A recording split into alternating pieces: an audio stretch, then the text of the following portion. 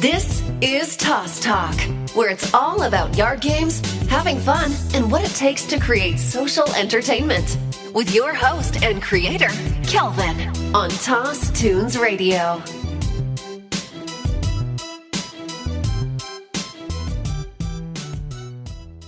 Hey, what is up? And welcome back to another episode of Toss Talk.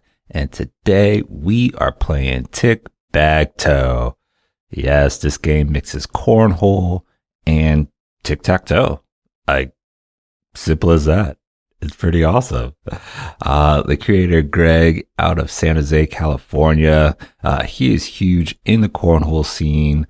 He's actually worked on some things like Cornholio. This guy is really amazing. Just the background stuff that he's doing and creating a game that's come out so quickly and has a lot of buzz around it. So I'm stoked to actually play this game, promote it, get it out. But yeah, let's dive into the background story and see what's up with Tic Bag Toe. Let's get into this chat. Hello, this is Greg. Hey, Greg, what's up? It's Kelvin. Kelvin, how's it going, man? Good morning.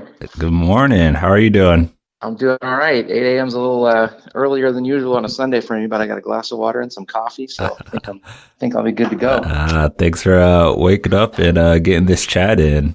Yeah, no problem. Excited to talk to you. Yeah. So where are you from? I'm from San Jose, California. I've been here my whole life. So nice. Yard games and cornhole. Cornhole in particular is pretty new out here, but it's kind of defined my last couple of years and put me on this path to talking to you today. So yeah, nice. I love that. That's not the first time I've heard that too. That cornhole's just making the scene over there. Very cool. Well, let's hop right into it. I love the game. I'm stoked that you guys are just like ramping up, ready to get it out to everybody. Just explain a little bit about who's in the business with you and how you came to start it. Okay. It started with me, myself, and I about a little less than a year ago. I've been big into the cornhole scene for a couple of years. I run a website called Cornhole Central. I got a directory called Cornhole Finder. I run a local club. So my friends, I'm the cornhole guy, the beanbag guy. You know what's going on in my life at all times. And I got a partner. So I was about 6 months into the process, and I was on this road to like, maybe I can make a couple and see if people like them and do this. And then I talked to my friend, and I was getting really good feedback on it. And he said, let's go big. Let's do this thing. So we decided to fire it up and line up manufacturing and fulfillment and get it all lined away. So my partner Larry's kind of I call him the brains of the operation, and I'm the bags guy. And it's been a whirlwind of a year through COVID and supply chain issues and all that kind of stuff. But it's super psyched that we just shipped our first units on Friday. Nice. So yeah, we're shipping in less than a year, and I'm so psyched. The feedback it's been getting when I busted out, whether it's at backyard barbecues and cornhole tournament, it seems to be everything I hoped it would be when the idea was coming together.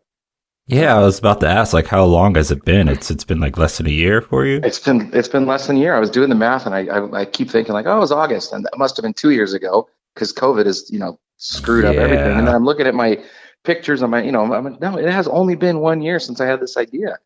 And it's my first time going down this road. I'm a tech guy. Okay. I write brochures and websites for tech companies for the last 20, 30 years. So getting into the yard game business has been a lot of fun. Yeah. But new challenges.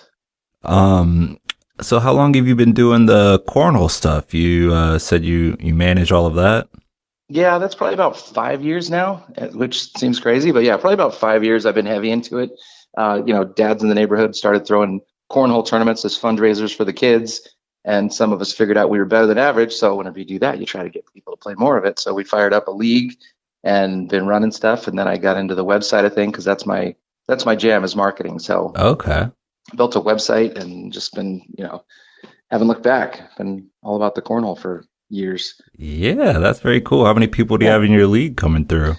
The league, we get about 50 people a week. Nice. So yeah, it's a good time, and we use an app called Cornholio that I actually helped the guys build for a little while there. And it's not like a league where you're locked in. The same 42 people show up every week and play their games. It's an open format where anybody can show up. You get random partners. You play all night, so it's super open for new people. It's low commitment. People can come and go as they please, and it's just been a boon for the area. It's really blown up. I like that. And I have seen the Scornholio thing. That's pretty cool. You worked on that. Nice. Yeah, it's very cool, and it's relevant to bocce too. I know Yeah. that's your jam, right? Yeah, leagues have been good for me. I don't really have it as like open, anybody could come play, which I probably should. But Yeah, check it out. people are they love theirs to come out every week, so I've had a great success with just that format. Yeah. A lot of people do fixed leagues with Scoreholio too. It's great for that. It basically automates all the scoring, and if you're running the tournament, it gets you out of the the business. You're still in the business of running it, but you got a lot less work to do, so it frees you up to play if you want, which is nice. Nice. Yeah, I'm So, using league apps right now, so I can yep. check it out.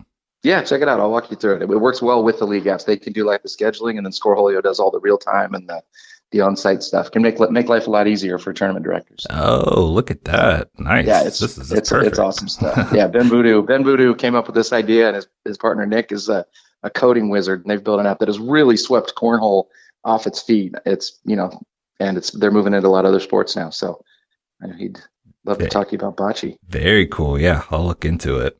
Yeah. Um, Next question here. So you've only been out for less than a year, I see, but what version are you on from the original concept? Did it take you a while to get this style together, or was it just like one and done?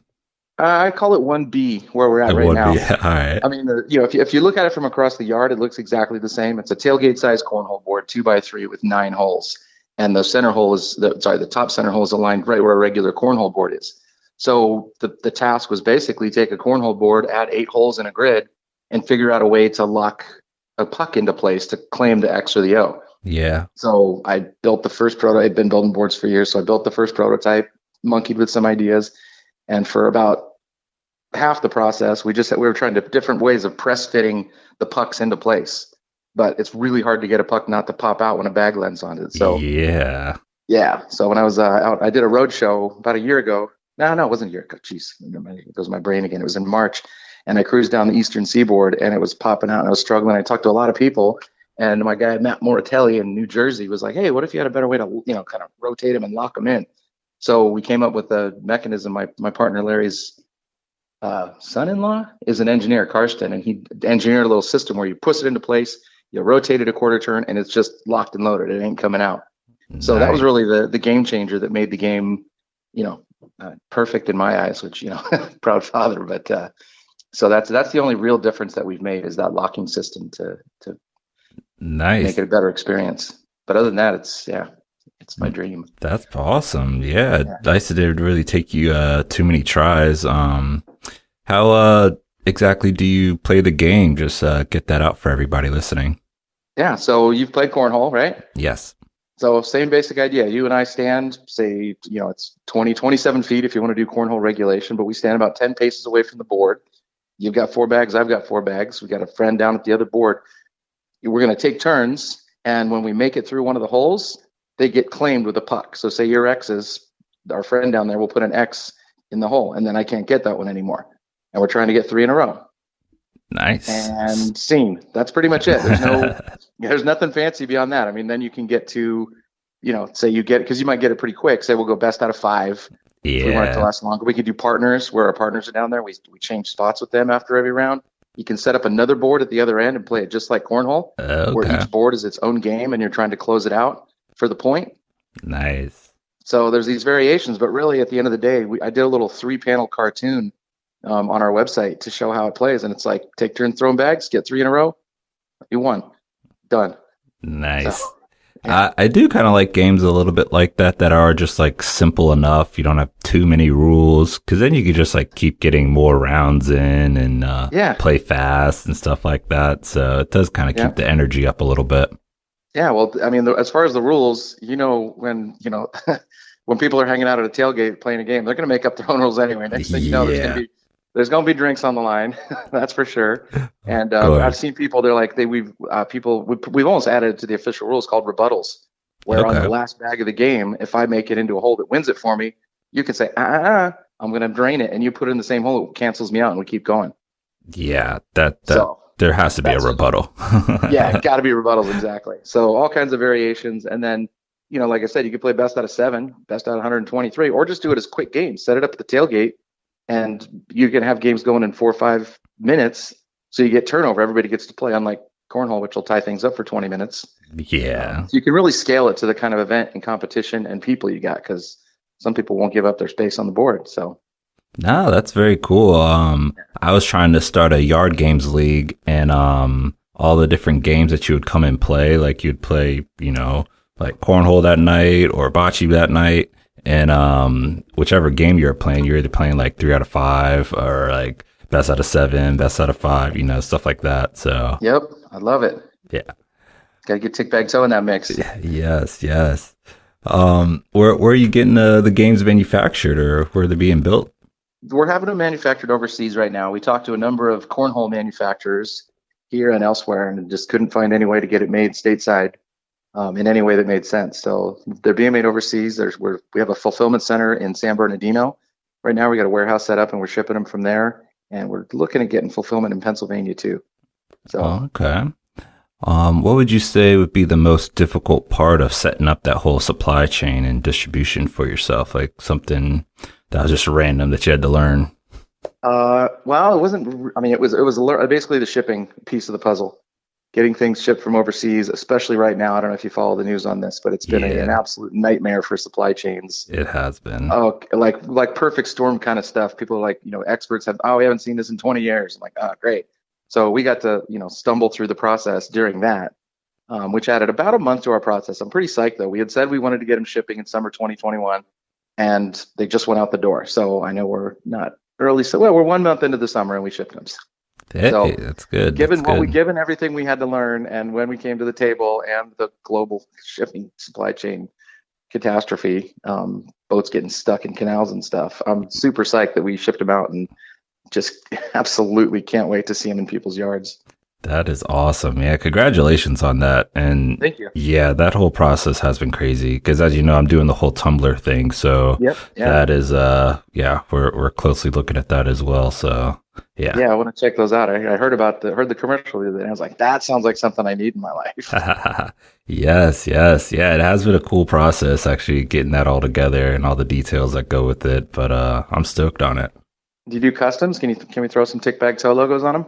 Oh, we will. I'm already chatting with some people that'll do like mass printing and stuff at a good price, and cool. Yeah, there's plenty of room for some custom logos on it. So nice. Definitely excited about it. We'll make it happen. Next question.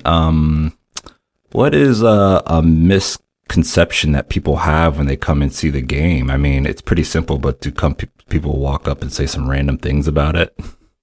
Yeah, there's a funny kind of vibe that develops when people first see it, whether it's online or in real life.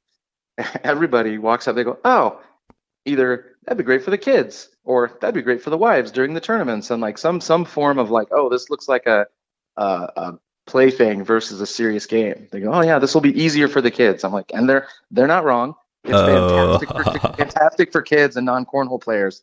But I busted this thing out. I was in your neck of the woods on that road show I mentioned. Okay. Through Fredericksburg. Okay, yeah. Oh, sorry, my ear decided to put you on speakerphone. Anyway, good. Yeah, so I was on a road trip down the eastern seaboard, stopped in Fredericksburg, set up at an ACL Pro tournament. It was an open tournament, and we busted it out in the parking lot afterwards, as those little pop-up tournaments tend to happen. They went nuts for it.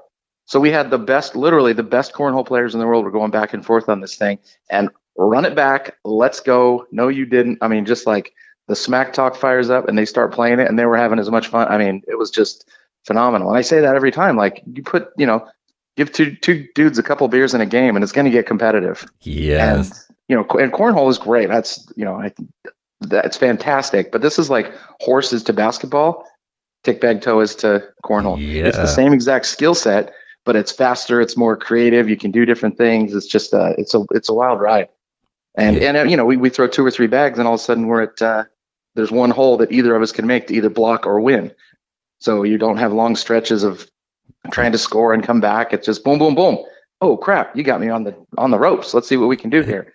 Oh yeah, that is true. I forgot all about that. Where if you have 2 in a row, you gotta try to hit that hole to block them. Exactly. So that just changes the whole strategy going into it. It changes it immediately. Yeah. So when you're, first frame, you're both looking at an open board. Yeah. Everybody from a toddler to a top pro is just going to wing it at the board and see what happens. All of a sudden, now as soon as you place one puck, you know exactly which hole you're aiming for. So the better players there's a little bit of separate the cream from the crop, but the lesser players can still just make it in another hole and set themselves up. So it's a great equalizer.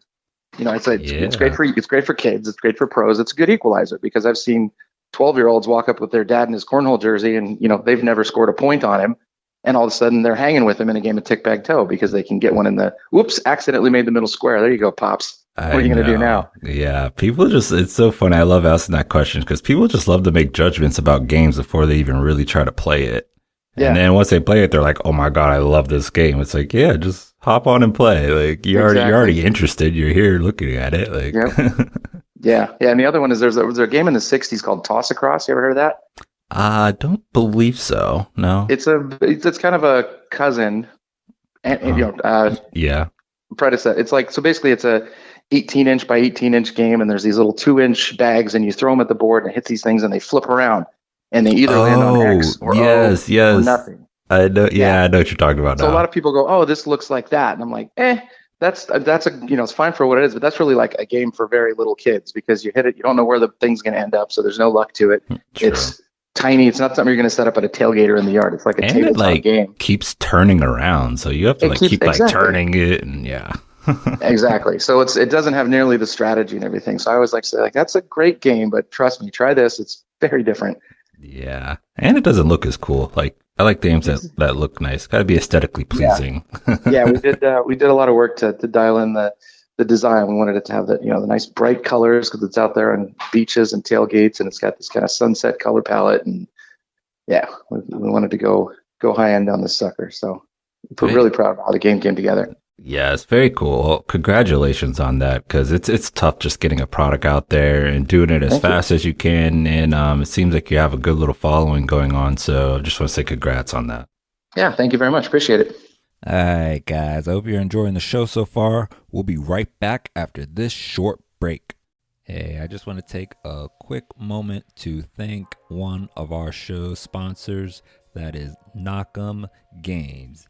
Episode 5 of Toss Talk, you will get to meet the creator behind this game. But for right now, all Toss Talk listeners will get 10% off their first purchase of a Knockem game set. Yes, use promo code Toss Talk. All caps, no space. Links are in the show notes. 10% off. Grab yourself a game set. Have some fun. You don't want to miss out on this game. Knockem. Check it out now. All right, so welcome back. Let's get back into this chat. All right, let's get into some random questions that people get to know a different side of you. All right, so question number 1. What's your favorite side dish if you're at a cookout?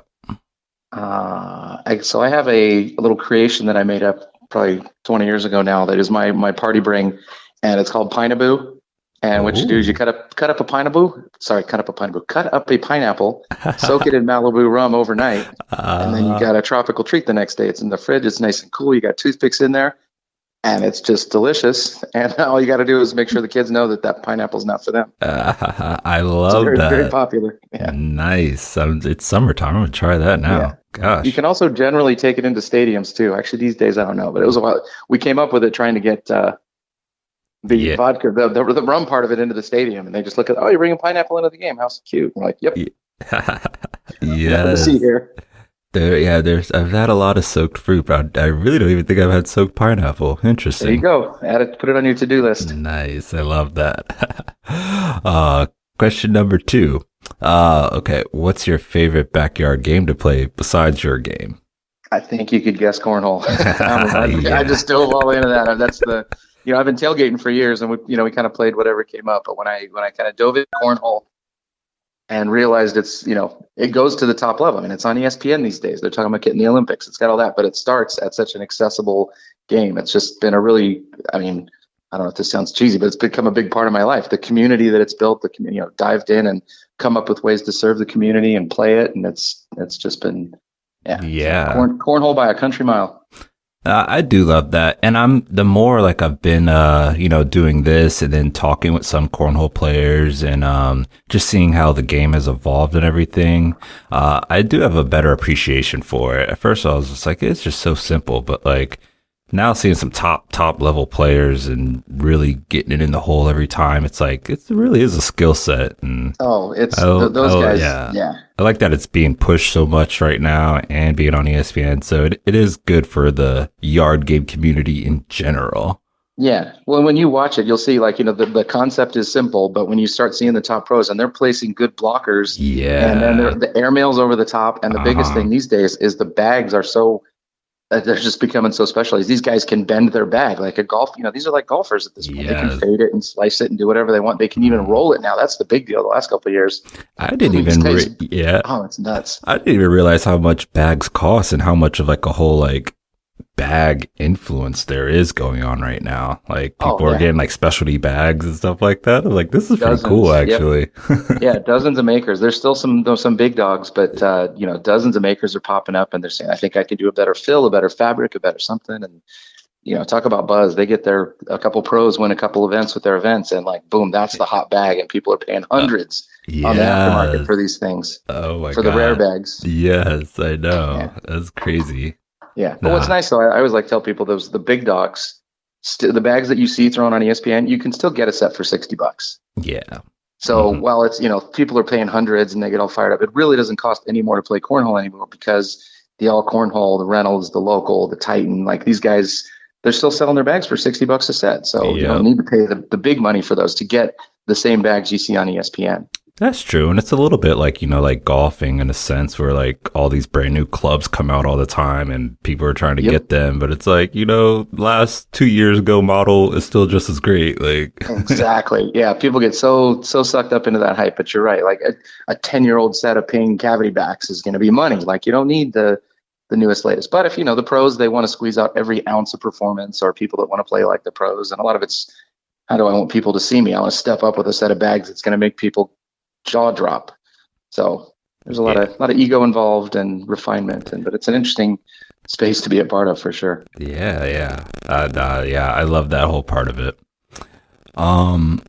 Question number 4 or 3. Number 3. What's the most interesting place you've traveled? I would say Southern Utah, which might sound like an odd answer, but just I've been to Europe, Hawaii. I've traveled, a little bit. I've never been to Asia.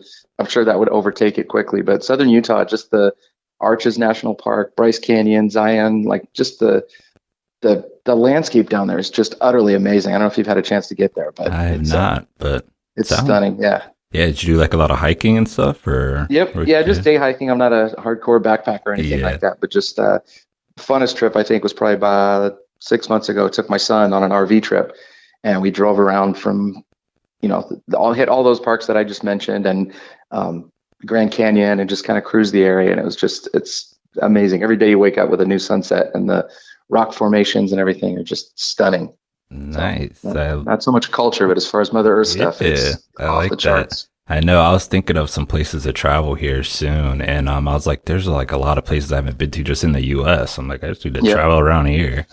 Yeah, I think my travel for the next little while is going to be focused around tailgates and camping shows and stuff like that. Yeah, I love that. We'll got to link up. I'll sell some tumblers. You sell some games, and let's go.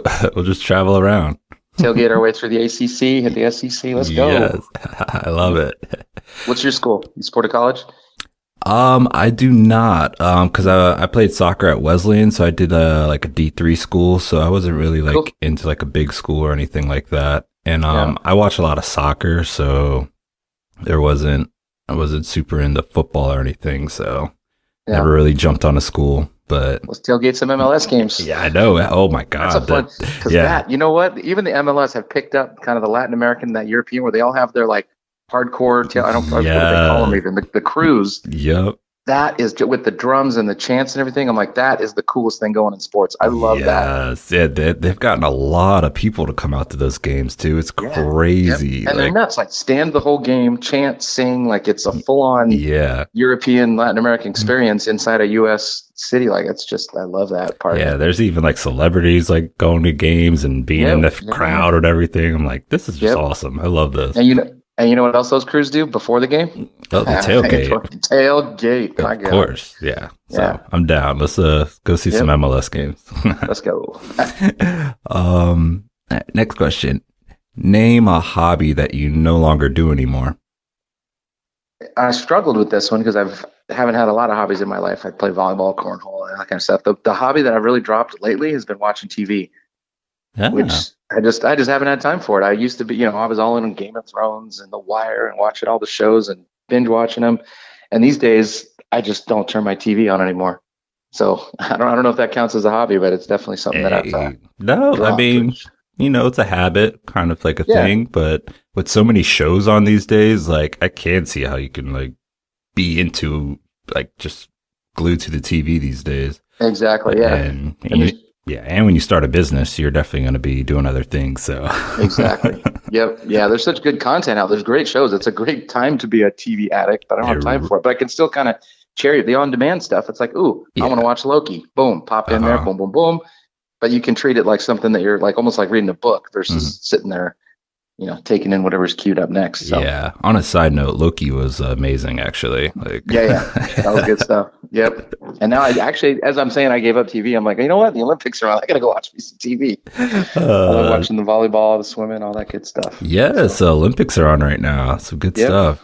USA, baby. When's Cornhole or Bocce going to make it there? What's going on? They're working on it. There's actually an organization called USA Cornhole, a guy that has deep ties with the synchronized swimming, because all the sports have like USA basketball, USA soccer, all those things. Yeah. There is an organization now called USA Cornhole, and the guy has all the connections, and he's pushing for it. I assume you were asking half joking, but it's a real thing. They're pushing for it. I figured there would be, actually, because I know a couple people in like the Bocce Federation that are still trying to get it into Olympics as well, because it is big like overseas and everything. But I wasn't sure that cornhole is actually big overseas. Well, that's the reason that it's a ways off. They're getting close. There's been talk about having it as an exposition sport coming up, but it's cornhole's 90% US. There's an organization called Cornhole Europa over there, a gal named Morgan, and she's basically kind of helping build up. There are clubs over there. I run a website called Cornhole Finder that has like 900 cornhole clubs.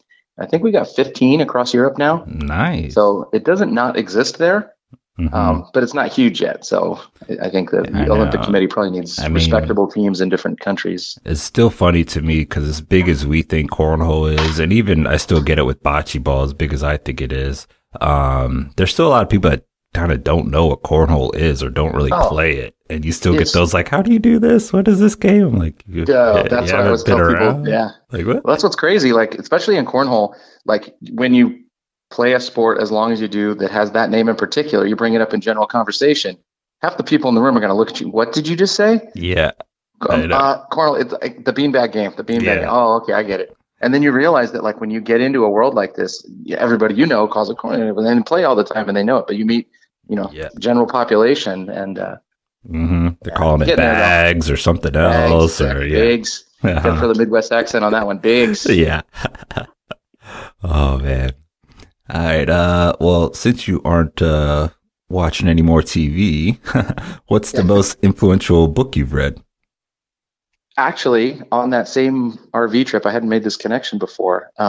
Through Southern Utah, my son and I listened to a book called "Think Like a Monk," and it was basically just simplify and think about. It was this guy was a monk for a couple of years, and then he went back to society, and now he speaks and stuff. And it's just, but he has the monk mindset, and I just realized that I was running in 100 different directions for 100 different reasons, and it's like, figure out your purpose. Calm down, focus on what you want to focus on the people you want to make happy, focus on all that stuff. And it's just been I'm not the type to apply the lessons verbatim daily, but in general, it kind of was an eye opener. for how I live my life. Yeah, I love that. There has been this whole kind of movement for like minimalism. That's what kind of stuck out to me when you said that. Yeah, And totally. And if you look around my house, I'm not good at it. I got a bunch of clutter and stuff going. I got 100 different things going on, but just to have that mindset is, or even to know that the mindset exists, that you can just kind of simplify and you focus on the few things that make you happy. Yeah, you can help make yourself and other people happy. So, nope. Yeah, that is a good mindset. I like that. All right. Well, that's it. That was some good answers. Got in depth there. I like it. Cool. Wow, this was fun. This is my favorite part of the jam right here. This is building the game and supply chain stuff. But when I was on that road show a couple months ago, I was like, oh my God, this could be a lifestyle right here. Nice. I just got a few more questions for you. That's it. Sure. All right. Looking back, what's one thing that you would have done differently, that you know now when you like started the business? I think the only thing the temptation is to say, so when I had the idea about a year ago, it's been a rough year for me personally. I had some stuff happen that caused me to take a break for a couple months. And I always say like, oh, I wish I could have just charged hard right through it. But I'm trying to not say that because it was part of my journey and it's got me where I am. But really, I just wish we had early on dialed things a little faster because we could have pushed this and had it by summer 2021. So the fact that we're this, a month after what I wanted, but really that's the only thing is that, I wanted I would have loved to have this out to people for the 4th of July and my birthday in late June and all that. So yeah, that's the only thing. But other than that, I mean, the process has been relatively straightforward, designing it, getting the patent squared away. Like we're just, it's been, I want to say too good to be true. Like it's just felt really, really natural and, proceeded at a good pace. So, syncing up with Larry was awesome. Nice. You got it patented? Yep. Yeah. Patent pending. We're working through the process right now. I'm going to trademark Tic Bag Toe. Yeah. Get that locked down. And yeah. I do really like the name. Was it hard coming up with the name? It was hard picking one. Yeah. So it's like I said, I'm a marketing guy. Yeah. And I love like naming things. So we sat down. We're just like, well, what do we call it? Okay.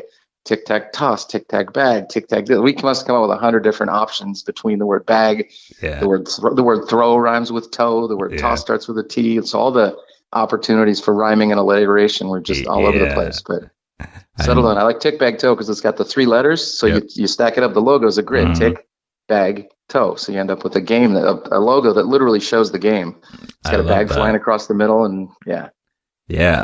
When I initially made your contact and everything, I put it as Tic Tac Hole.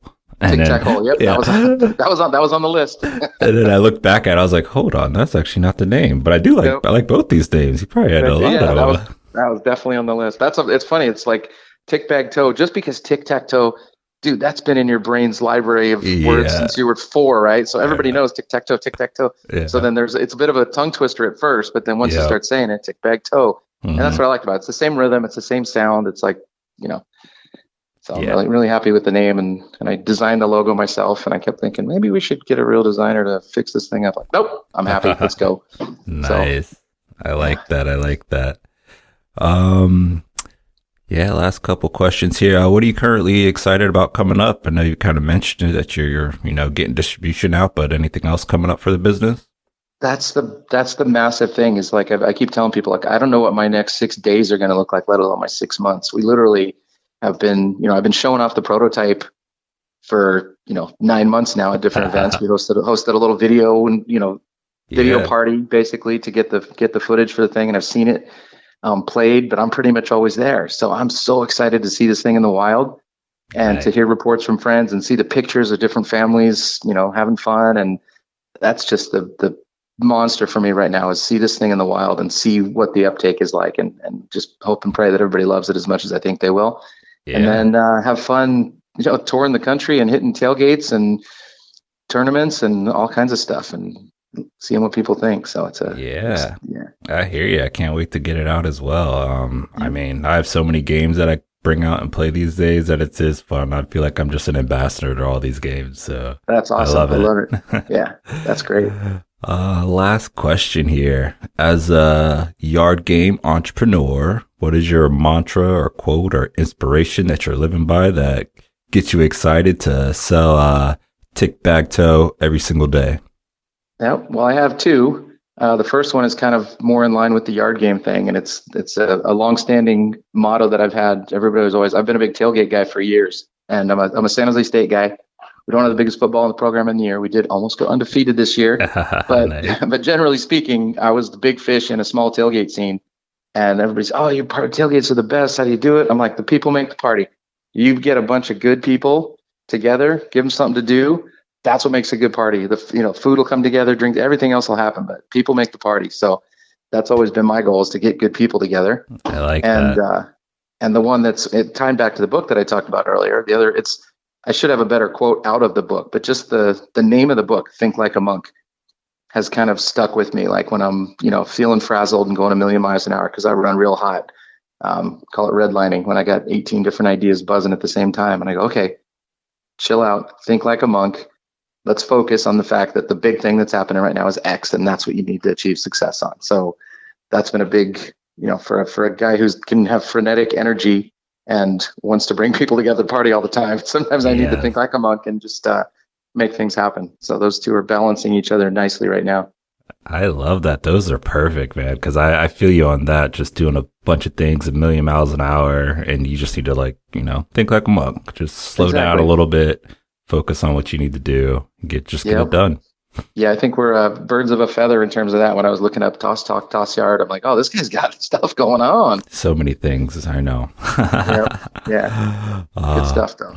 Good stuff. But yes, thanks for waking up early and getting this chat in. I am excited about this game. I'm glad you got it out. I'm always excited when new games are in the yard game world and people are smart and just innovative. So very cool, man. Congratulations. Cool, thanks. Yeah, thank you very much. It's been good talking with you. Can't wait to get your feedback on the real game when you get a chance to play it. Will do. And yeah, thanks again. And I'll be in touch. And okay, we'll hopefully get some MLS tailgating in one day. Absolutely, I love it. Let's do it. All right, I'll talk to you later. All right, thanks. Talk to you later, Calvin. Right, bye. Bye. That was Greg, creator of the game Tic Bag Toe. Check it out on Instagram. He's just very amazing in the way that he's gotten this game out so quickly.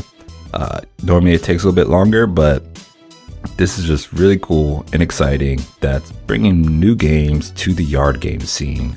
And yeah, everybody's played Tic Tac Toe. Like, why not put it in a yard game? I love people that are just mixing games together and creating something even more fun.